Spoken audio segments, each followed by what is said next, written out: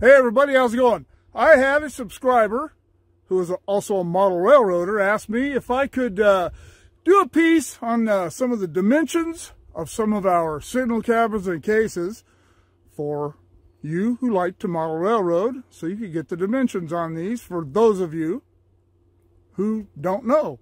I don't know what the dimensions on most of these are. When they upgraded the signal system between 2010 and 2016, they got rid of almost all of the old flat styles, I call them, cases, the 2x9s, 2x6s, 2x4s, all those cases like that. But there are still a few of them around, and some of them are here at Caliente and down in the Narrows. So I figured I would start here, get some of the old ones and some of the new ones, and move on from there. All right, well, let's see what's going on with the sizes of these cases. All right, this is one of the standard crossing cabins, and this is at Caliente Bodfish Road in Caliente. These cabins, as a rule, are 6x6x8, and the 8 feet is up to that line, and it has an 11-inch peak on top. The peak is generally perpendicular to the tracks. All right, this is a standard control point cabin, the end of a siding or at a control point at crossover, say at like Tehachapi on double track. These are 10x8x8 with again with an 11-inch peak. The peak on these is generally parallel to the tracks, and these have 2 doors at each end, one that opens from the outside and one that opens from the inside at each end. The crossing house, I guess I should mention, has 1 door, one in the front, one in the back, that opens. The one in the back opens from the inside, and those ones that open from the inside with no handles are used to access the wiring and the cables that comes up out of the ground. Here is a standard mast. These are generally 15 feet tall. All right, not knowing how detailed some of you would like to be, and knowing that some of you are very detailed, this is a shunt enclosure. This is 18 by 24 by 10, and they are generally, the bottom of the enclosure is generally between 3.5 and 4 feet from the ground. All right, this case is at an intermediate location down in the Caliente Creek Narrows. And that is why it's called Caliente Creek Narrows, because it gets really narrow down there.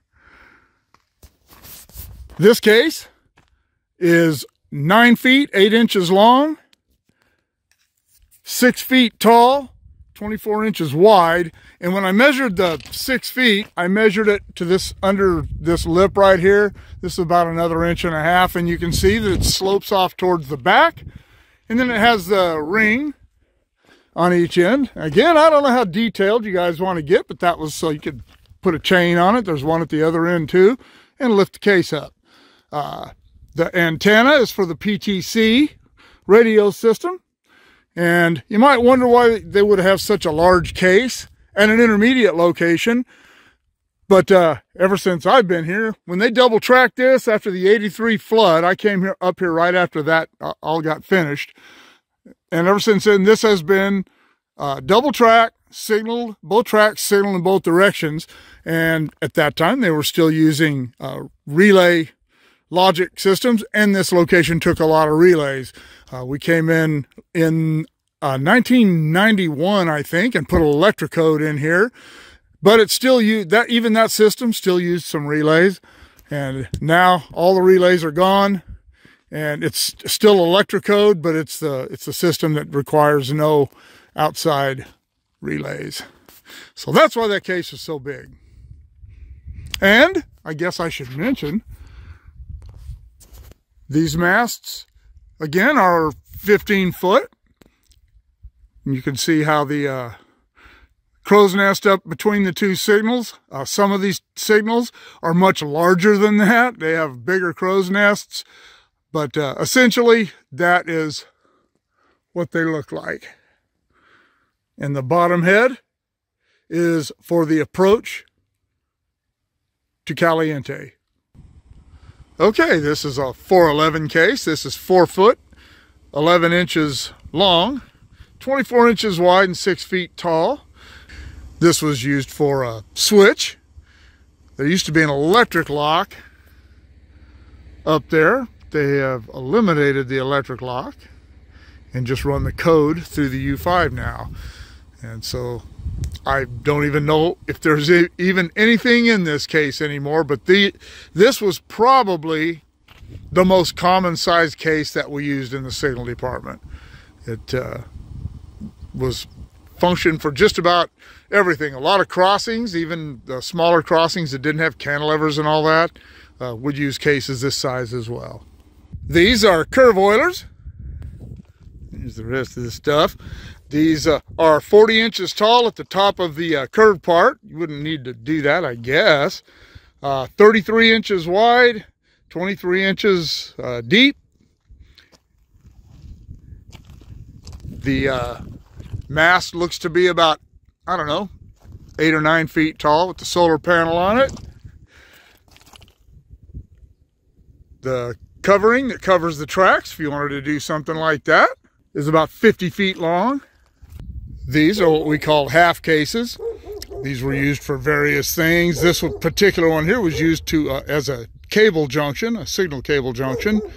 And these are 24 inches deep, 28 inches wide, and 40 inches tall at the front. It's the front, you can see, slopes off to the back of the case a little bit. But anyway, these are half cases. All right, this is an AEI, an automatic equipment identification site. The cabin is 6 feet wide, 4 feet deep, 6 feet tall, and sloped off to the back. And the 6 feet is to this line here. This is the tower for the AEI site. The tower is 7 feet tall. The AEI scanner, the back of it is 29 inches, or 30 would probably be close enough for scaling. This is a remote cabin. This is part of the crossing system, in this case for Green Street up there. They use these where they have big control point crossovers with multiple track circuits in the approach of a crossing, and they put crossing controllers in here.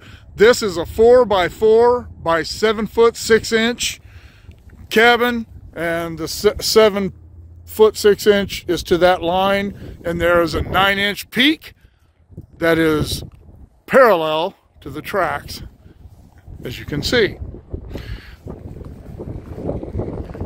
The air conditioners, this one is the same size as the ones that are on the large houses at crossings and control points, and this is 24 by 32 by 12.